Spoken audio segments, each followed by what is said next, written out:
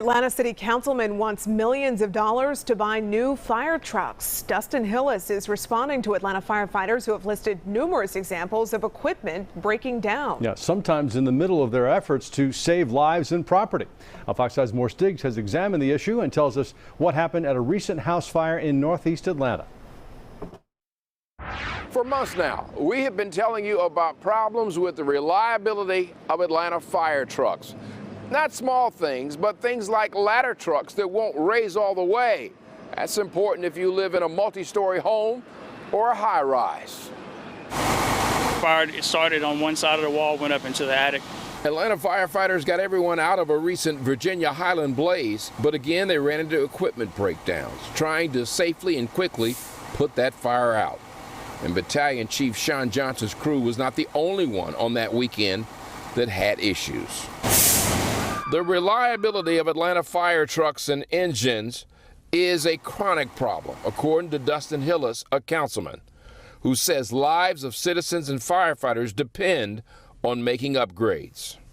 Some people told me 4, some people told me 5, also heard 6. Ladder trucks were down, maybe a few engines, and also heard there were issues with air trucks.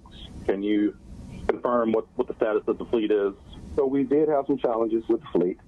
There were a total of 6 trucks that went down intermittently. Typical routine maintenance, brake jobs that became necessities immediately, as well as the air truck. What is an air truck? Well, simply put, it is necessary to ensure firefighters will be able to breathe when they are inside, taking on all that dangerous smoke. In relation to the Virginia Highland fire, stated that the front line truck was down, the reserve truck was down, and they had to bring in an air truck from the airport. Is that correct? So it was not necessary to bring in the truck from the airport, as we had enough air cylinders that were on the truck we used to shuttle. However, we don't frown upon taking a safety precaution or that call that was made by the incident commander. It's better to be safe than sorry. We have been assured that we will be able to shore up or make some changes to the order.